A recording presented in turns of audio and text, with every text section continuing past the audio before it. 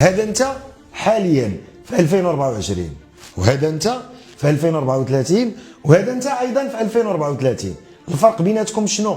في 2034 هو انت في 2034 غني، يعني حققتي واحد النسبه من الثراء ونتمناها لك، وهذا انت في 2034 ولكن فقير، ما حققتي والو، اما بقيتي في بلاصتك اما زدتي خسرتي.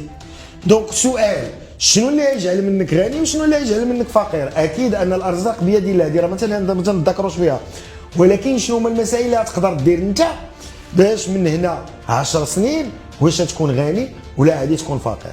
عرفتي شنو اللي عادي يفرق ما بين كنت غني في 2034 وغني او فقير؟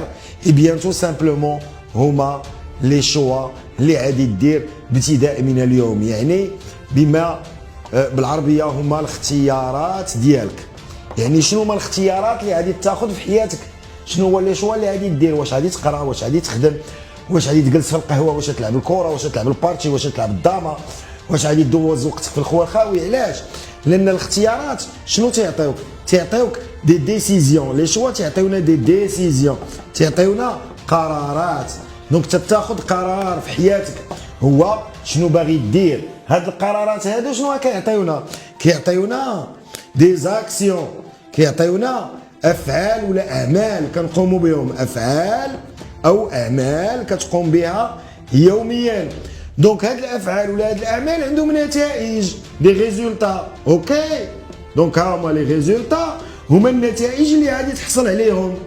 دونك هاد النتائج هادو هما واش عندك رصيد بنكي مناسب في 2034 ولا عندك رصيد بنكي غير مناسب في 2034. دونك الامر كيرجع ليك، بدا بالاختيارات، سير القرارات، سير الافعال، غادي تاخذ نتائج. شكرا على المتابعه.